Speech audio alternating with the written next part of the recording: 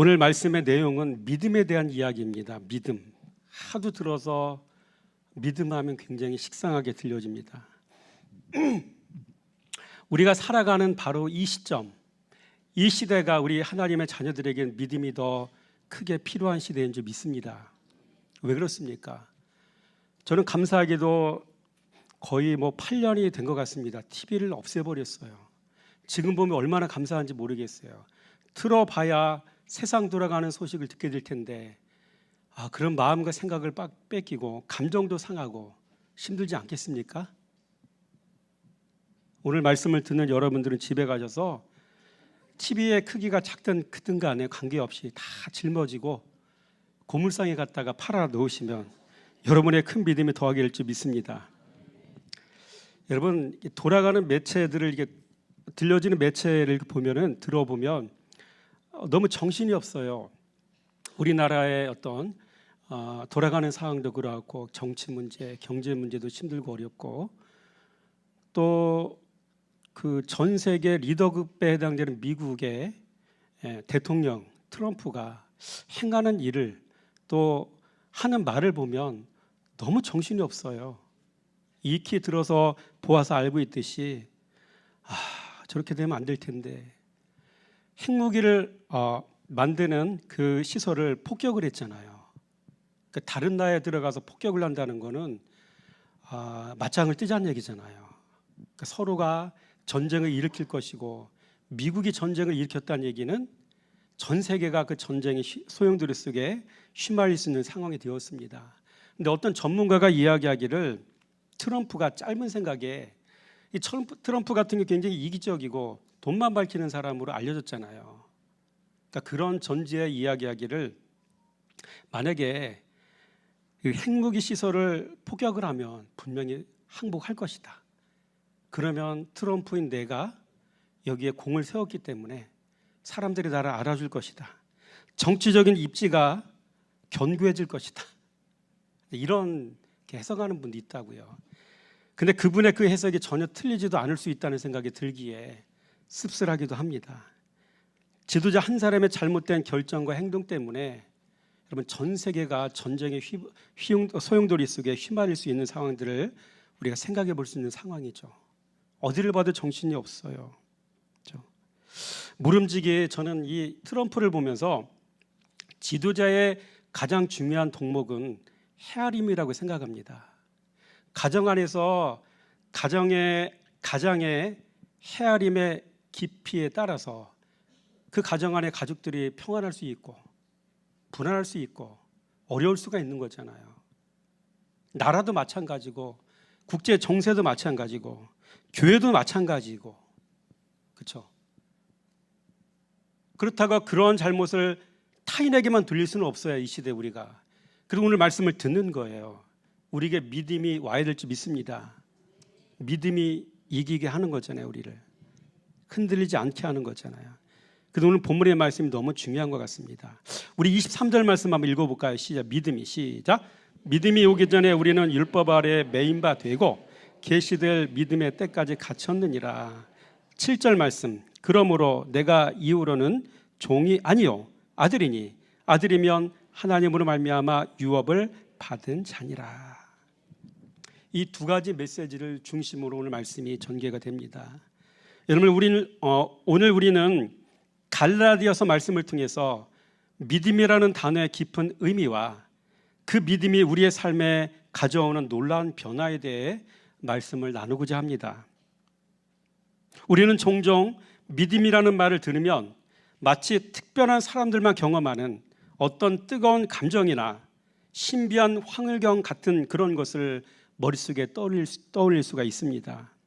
물론 신앙의 여정 가운데서 하나님이 주시는 감격스러운 순간들이 있겠지만 성경이 말하는 믿음은 훨씬 더 견고하고 실제적인 뿌리를 가지고 있습니다. 이렇듯 믿음은 우리의 일상과 삶의 모든 영역에 깊이 연결되어 있는 것입니다. 여러분, 믿음이란 무엇일까요? 그래서 이 시간에 믿음의 정의, 믿음의 주체, 믿음의 대상 이런 것들을 말씀을 먼저 나누길 원합니다. 자, 그렇다면 성경이 말하는 믿는다는 것은 과연 무엇을 뜻할까요? 단순히 예수님을 믿습니다라고 고백만으로 충분할까요? 맞습니다. 예수님을 믿는 것이 곧 믿음입니다. 그런데 우리가 믿는 예수님은 눈에 보이지 않는 분이십니다. 그렇다면 이 눈에 보이지 않는 예수님을 우리가 어떻게 붙잡고 믿을 수 있겠습니까? 여기에 중요한 비밀이 있습니다. 바로 그 눈에 보이지 않는 예수님을 우리의 눈에 보이고 손에 잡히도록 우리에게 주신 것이 곧 말씀인 것입니다. 아멘. 그래서 요한복음 1장 14절 말씀은 다음과 같이 기록하고 있습니다. 한번 읽어보겠습니다. 시작. 말씀이 육신이 되어 우리 가운데 거하시매. 아멘. 예수님 자신이 이 땅에 오신 말씀이셨습니다. 아멘. 그리고 요한계시록 19장 13절 말씀은 예수님의 이름을 하나님의 말씀이라고 지칭합니다. 이처럼 예수님과 말씀은 결코 떼어놓을 수 없는 하나인 것이죠. 예수님은 곧 말씀이시죠. 이렇게. 그러므로 우리가 하나님의 말씀을 사랑하는 것이 곧 예수님을 사랑하는 것이며 이것이 곧 우리의 믿음입니다. 그리고 더 나아가 우리가 마음을 다해 사랑한 그 말씀을 우리의 삶 속에서 순종하는 것이 바로 진정한 믿음인 것입니다. 머리로만 아는 지식이 아니라 우리가 살아가는 매 순간 그 말씀을 따라 사는 순종이 바로 믿음의 본질인 것입니다. 우리가 평생 살아오면서 체득한 지혜처럼 진정한 배움은 몸으로 익히는 것이 아니겠습니까? 그렇습니다. 믿음은 뭡니까? 말씀 사랑과 말씀에 대한 순종인 것이죠. 또 믿음의 주체는 누구이겠습니까? 누가 이런 믿음을 가질 수 있겠습니까? 믿음의 주체는 누구이겠습니까? 믿음의 주체는 바로 말씀에 눈을 뜬 나 자신입니다. 하나님의 말씀은 우리의 영적인 눈을 활짝 열어주십니다. 우리가 말씀에 눈을 뜰 때 우리는 비로소 우리의 참된 모습을 직시하고 솔직하게 인정하게 됩니다. 그래서 내 자신이 죄 덫에 걸린 인생이었음을 깨닫게 하십니다. 그래서 내 힘으로는 도저히 벗어날 수 없는 올무에 걸려 허우적대던 연약한 존재임을 알게 됩니다. 이렇듯 말씀에 눈떠 비참하고 연약한 실체임을 깨달은 나 자신이 바로 믿음의 주체가 되는 것입니다. 그래서 자신의 한계를 인정하고 오직 하나님만을 의지할 수밖에 없음을 고백하는 그 겸손한 순간이 비로소 참된 믿음이 우리 안에 싹트는 시점이 되는 것입니다. 그러면 믿음의 대상은 누구이겠습니까? 우리가 믿음의 주체로서 우리의 정체성을 깨달았다면 이제는 우리가 믿고 의지해야 할 믿음의 대상에 대해 깊이 알아야 합니다. 그분은 바로 예수 그리스도이십니다. 아멘. 문제는 우리가 아는 예수님이 너무나 이름만 아는 예수라는 것입니다. 이름만 아는 예수. 그분에 대한 지식이 너무 얕아서 깊이가 였습니다. 피상적으로만 알고 있습니다. 우리가 아는 예수님에 대한 지식이 였기 때문에 우리는 그분을 온전히 신뢰하기가 어렵습니다. 여러분, 사람도 깊이를 알지 못하면 쉽게 믿고 의지할 수 없는 법입니다. 하물며 우리의 인생 전체와 영혼까지 맡겨야 할 뿐이라면 그분을 얼마나 깊이 알아야 되겠습니까? 그래서 예수님을 깊이 아는 것은 너무나 중요한 문제입니다. 왜냐하면 바르게 알아야 그 예수를 믿든지 말든지 결정할 수 있기 때문입니다. 또 그 예수를 어느 정도 수준으로 믿을지 이것 또한 결정할 수 있기 때문입니다. 그분의 진정한 정체성과 능력을 정확히 알아야만 우리의 영혼과 인생 전체를 송두리째 그분께 맡길 수 있지 않겠습니까? 그래서 그분의 스펙을 제대로 확인하고 진정으로 믿음이 간다면 주저없이 우리의 모든 것을 그분께 맡기는 것이 마땅할 것입니다. 그렇다면 우리가 마음을 다해 의지해야 할 예수님의 놀라운 정체성은 무엇이겠습니까? 첫째, 예수 그리스도는 크리에이터, 창조자이십니다. 아멘. 잠언 8장 30절은 이렇게 기록하고 있습니다. 시작. 내가 그 곁에 있어 창조자가 되어 날마다 그의 기뻐하시는 바가 되었으며 항상 그 앞에서 즐거워하였으며. 이 말씀은 온 천지 만물의 창조자가 바로 예수님이심을 시사하는 것입니다.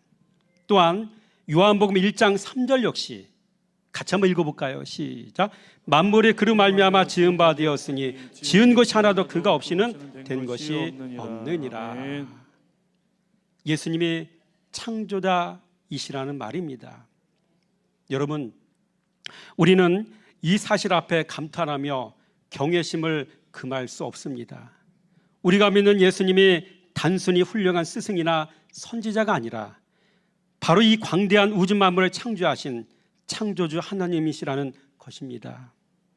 이 진리는 우리의 신앙에 대한 확신과 놀라운 경외심을 더해줍니다. 둘째, 예수 그리스도는 구원자이십니다. 마태복음 1장 21절 말씀은 이렇게 기록하고 있습니다. 한번 읽겠습니다. 시작. 아들을 낳으리니 이름을 예수라 하라. 이는 그가 자기 백성을 그들의 죄에서 구원할 자이심이라 하니라. 예수님의 이 땅에 오신 목적은 분명합니다. 바로 죄로 인해 죽을 수밖에 없는 죄인들을 구원하시기 위함이었습니다. 그러므로 우리의 죄 문제를 솔직하게 직시하지 않고는 진정으로 예수님을 믿을 수가 없는 것입니다. 그런데 우리는 종종 자신의 죄를 언급하길 싫어하고 깊숙이 감추려고 합니다. 혹여 누가 우리의 죄 문제를 조금만 건드려도 자존심을 건드렸다고 난리가 납니다.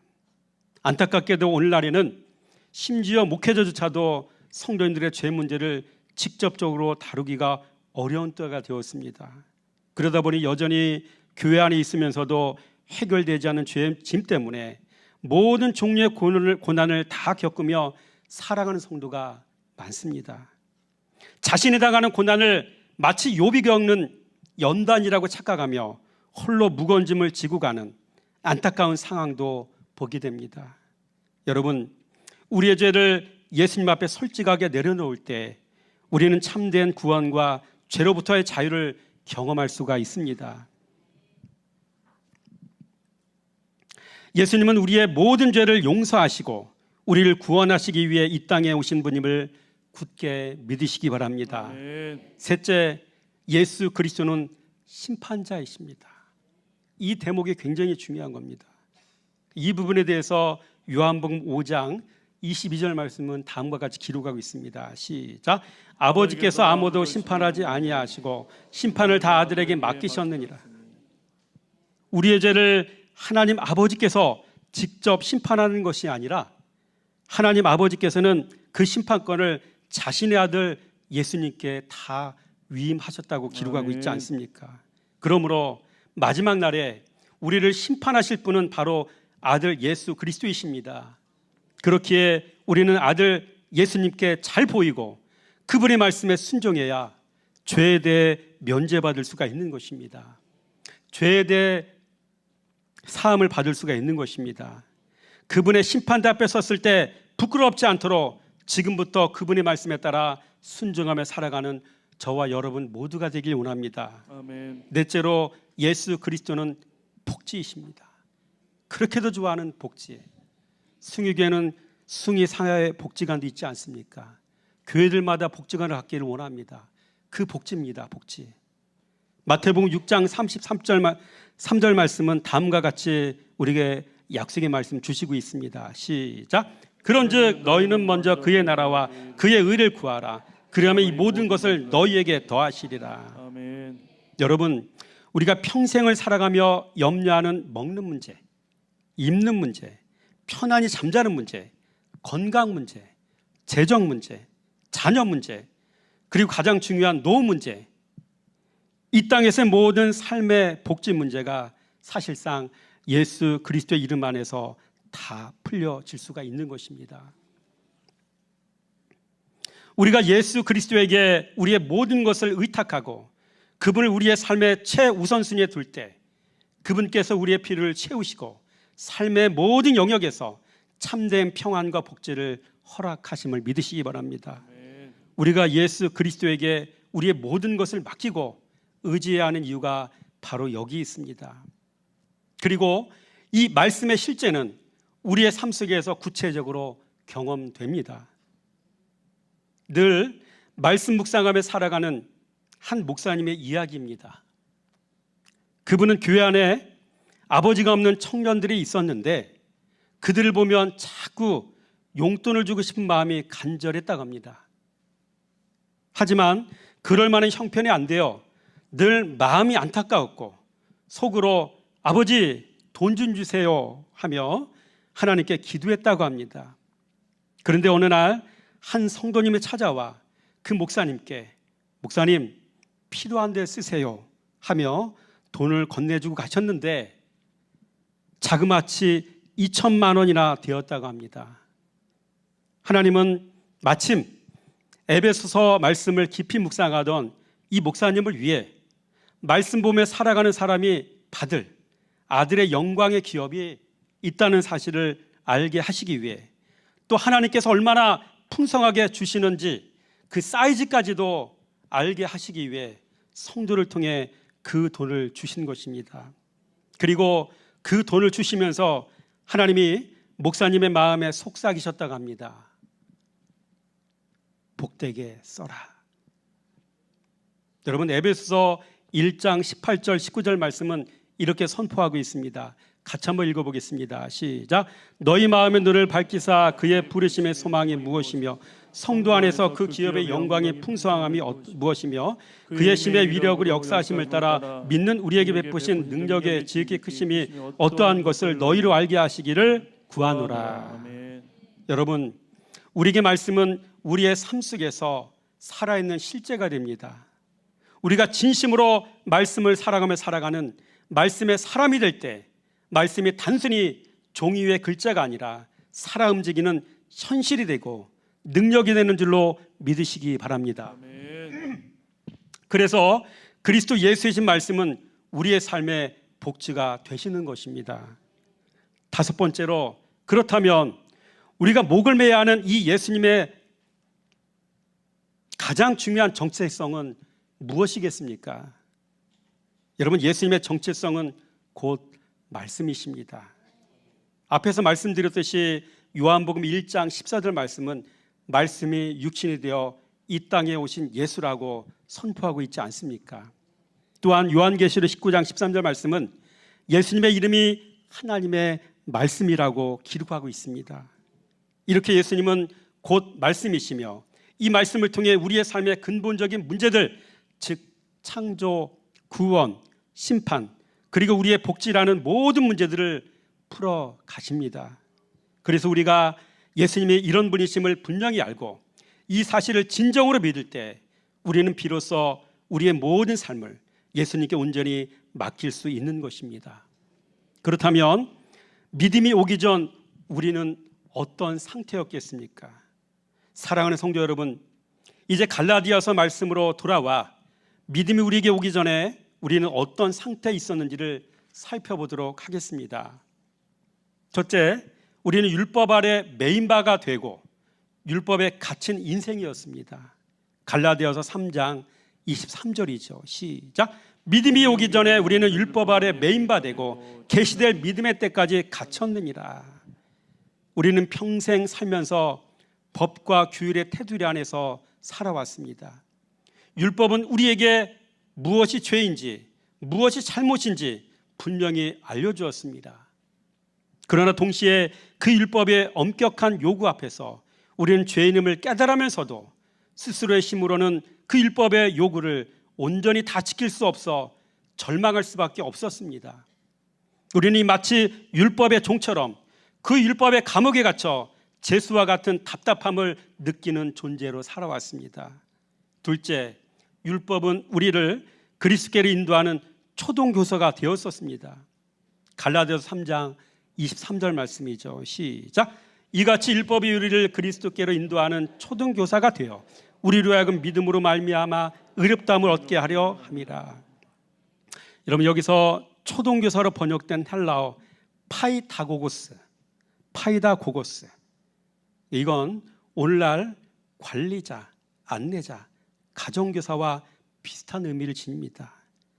그래서 고대 로마 사회에서 이 파이다고고스는 어린아이나 소년이 학교에 오고 갈 때 그들을 안전하게 인도하고 그들의 행동 일체를 보살피는 사람이었습니다. 마찬가지로 율법은 우리를 그리스도께로 인도하는 초동교사의 역할을 했습니다.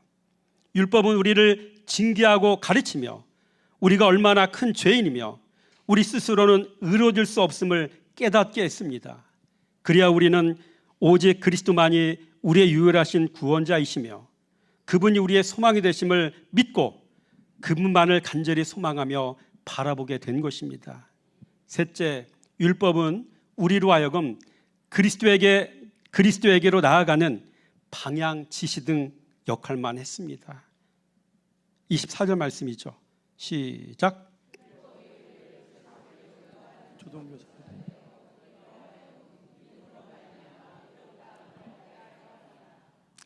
여러분, 율법은 마치 도로의 이정표나 방향 지시 등과 같은 또는 신호등과 같은 역할을 했습니다. 율법 자체는 목적지가 아니라 우리를 목적지인 그리스도께로 가는 길을 가리킬 뿐입니다. 율법은 우리가 그리스도를 향해 나아가도록 이끌었을 뿐 그 자체가 우리를 의롭게 만들 수는 없었습니다. 율법의 목적은 궁극적으로 우리가 믿음으로 말미암아 의롭다함을 얻는 길, 즉 예수 그리스도에게로 나아가게 하는 데 있습니다.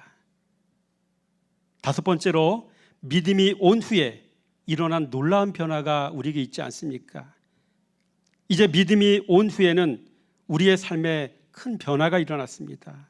첫째, 믿음으로 말미암아 의롭다함을 얻은 일이 실제가 되었습니다. 그게 24절 말씀이죠. 우리로 하여금 믿음으로 말미암아 의롭다함을 얻게 하려 함이라. 이전에는 율법의 엄격한 요구 앞에서 절망하고 스스로의 의로움으로는 감히 하나님 앞에 설 수 없었습니다. 하지만 이제 우리는 예수 그리스도를 믿음으로 말미암아 우리가 아무것도 행하지 않았음에도 불구하고 하나님께서 우리를 의롭다 칭하시고 당신의 자녀로 받아주시는 이 놀라운 은혜가 실제로 우리의 삶 속에서 이루어지게 된 것입니다. 아멘. 우리는 더 이상 죄인이 아니라 의인으로 인정받게 된 것입니다. 둘째로, 믿음이 온 후로는 더 이상 우리가 초동교사 아래에 있지 않고 초등학교를 졸업했습니다. 25절 말씀 한번 읽어보겠습니다. 시작. 믿음이 왔으므로 우리가 초동교사 아래에 있지 아니하도다. 우리는 이제 율법이라는 초동교사의 엄격한 통제 아래 있지 않습니다. 마치 초등학교를 졸업하여 더 높은 단계로 나아간 것과 같습니다. 이는 더 이상 율법을 무시한다는 뜻이 아니라 율법의 최종 목표인 그리스도께 도달하여 율법의 완성됨의 의미를 깨달았다는 뜻인 것입니다. 이는 마치 성전의 구조에 비유할 수가 있습니다. 율법 아래에 있을 때는 성전의 마당에만 머물며 제사장들을 통해 하나님을 간접적으로 만날 수밖에 없었습니다. 그러나 믿음이 온 후에는 우리가 성소에 들어갈 수 있게 되었습니다. 이제 우리는 하나님과 더욱 친밀한 교제를 나눌 수 있게 되었고 더 나아가 참떡을 먹는 성도가 된 것입니다. 아멘. 여러분, 참떡은 곧 생명의 말씀이십니다. 생명의 말씀이신 그리스도 예수이십니다. 우리는 이제 그리스도를 우리의 영적인 양식 삼아 살아가며 그분으로부터 오는 생명을 직접 공급받는 신앙인이 된 것입니다. 셋째로, 믿음이 온 후 우리는 그리스도 안에서 하나님의 아들이 되었습니다. 하나님의 자녀가 되었습니다. 26절 말씀 시작. 너희가 다 믿음으로 말미암아 그리스도 예수 안에서 하나님의 아들이 되었으니. 사랑하는 성도 여러분, 이것이야말로 가장 큰 변화 중 하나가 아니겠습니까? 우리는 율법 아래에서 종처럼 살았던 존재에서 이제 하나님의 존귀한 아들 또는 딸이 된 것입니다. 양자됨을 통해 우리는 하나님의 상속자가 되었고 가장 친밀한 호칭인 하나님을 아버지라고 부를 수 있는 특권을 얻게 된 것입니다. 네 번째로 믿음이 훈우로 우리는 그리스도로 옷 입어 그리스도와 연합한 자가 된 것을 믿으시기 바랍니다. 27절 말씀 시작. 우리는 이제 그리스도와 함께 위하여 세례를 받은 자는 그리스도로 옷 입혔느니라. 아멘. 여러분, 세례는 그리스도와의 연합을 상징합니다. 그리스도로 옷 입었다는 것은 우리의 존재 자체가 그리스도와 하나가 되었다는 것을 의미합니다. 아멘. 이는 단순히 겉모습만 변한 것이 아니라 우리가 새 옷을 입으면 마음가짐이 달라지듯 그리스도로 옷 입은 성도는 그분의 거룩한 성품을 닮아가게 됩니다. 또 그분의 온전한 인격을 품고 살아가게 됩니다. 그분의 사랑과 진리를 담은 언어를 사용하게 됩니다. 세상의 유행이나 가치관이 아닌 영원한 하나님 나라의 가치관으로 무장하게 되는 것입니다. 또 그의 삶의 전체가 그리스도로 옷 입게 되어 우리가 어디에 있든지 세상에 그리스도의 향기를 드러내는 존재가 되는 것입니다. 다섯 번째로 여러분, 믿음이 온 후 아브라함의 자손이여 유업을 이을 자가 되었다는 사실을 기억하시기 바랍니다. 우리 29절과 갈라디아 4장 1절과 4절 말씀을 읽어보겠습니다. 시작. 너희가 그리스도의 것이면 곧 아브라함의 자손이여 약속대로 유업을 이을 자니라. 내가 또 말하노니 유업을 이을 자가 모든 것을 주인이니 어렸을 동안에는 종과 다름없어 그 아버지가 정한 때까지 후견자와 청지기 아래 있나니 이와 같이 우리도 어렸을 때에는 세상의 초등학문 아래에 있어서 종로릇 하였더라. 우리는 이제 아브라함에게 주신 놀라운 약속의 자녀가 되어 하나님 나라를 유업으로 이어받을 존귀한 상속자가 된 것입니다. 아멘. 아브라함 때부터 예수 그리스도께서 이 땅에 오시기까지 인류는 마치 어린아이가 정한 때까지 후견인과 청지기 아래에 두어져 종처럼 살았듯이 세상의 초등학문 아래에서 종노릇하며 살아왔습니다. 그러나 이제 믿음이 온 후에는 더 이상 율법의 종이 아니라 하나님의 자녀로서의 특권을 누리며 약속의 유업을 온전히 누릴 수 있게 된 것입니다. 아멘. 결론입니다. 사랑하는 성도 여러분, 오늘 우리는 믿음이 온 후 우리의 삶에 얼마나 놀랍고 영광스러운 변화가 일어나는지를 나누었습니다. 우리의 믿음은 결코 감정적인 엑스타시나 순간적인 황홀경이 아닙니다.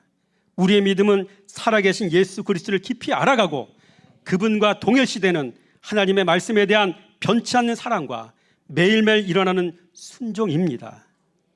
말씀 사랑이 곧 우리의 참된 믿음이요 말씀 순종이 우리의 온전한 믿음이라고 하셨으니 바라기는 오늘 말씀 듣는 우리 모두가 이 남은 생애 동안 날마다 말씀을 사랑하고 그 말씀에 기쁨으로 순종하며 예수 그리스도 안에서 하나님께 의롭다 하심을 받고 하늘 아버지의 존귀한 자녀가 되어 온전히 그리스도로 옷 입고 그리스도와 완전하게 연합한 자가 되어 궁극적으로 그리스도 안에서 우리가 다 하나 되는 아름다운 신앙 공동체를 함께 만들어가는 우리 한 사람 한 사람이 되기를 주님의 이름으로 축원함을 드립니다. 아멘. 이 놀라운 은혜와 변화 속에서 우리의 삶이 날마다 새로워지고 하나님의 영광을 온전히 드러내는 복된 삶이 되시기를 주님의 이름으로 축원함을 드립니다. 아멘. 마지막으로 사진 하나 보여드리겠습니다. 보이십니까? 우리 한번 읽어보겠습니다. 시작.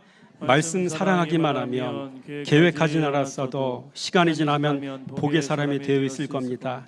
계획하진 않았어도 시간이 지나면 하나님 나라 복지를 누리고 계실 겁니다. 계획하진 않았어도 시간이 지나면 이미 영생을 누리고 계실 것입니다. 계획하진 않았어도 이미 생명록에 기록되어 있을 것입니다. 아멘. 이런 축복과 은혜가 저와 여러분의 삶 속에 실제가 되기를 주님의 이름으로 축원함을 드립니다. 아멘. 기도하겠습니다. 아버지 하나님, 오늘 믿음이 온 후 우리의 삶에 주신 놀라운 변화의 말씀 주심에 감사함을 드립니다. 우리의 믿음이 단순히 감정이 아닌 주님을 알아가고 말씀에 순종하는 삶임을 깨달았습니다. 남은 생에 주의 말씀을 사랑하고 기쁨으로 순종하여 그리스도 안에서 의롭다 하심으로 인정받고 존귀한 자녀로 살아가게 해주시기 원합니다. 아멘. 그래야 주님과 온전히 연합하여 아름다운 신앙 공동체를 이루고 날마다 주님의 영광을 드러내는 복될 삶을 살아가도록 도우실 줄 믿사오며 우리를 구원하신 또한 복지가 되시는 예수 그리스도 이름으로 기도드렸습니다. 아멘.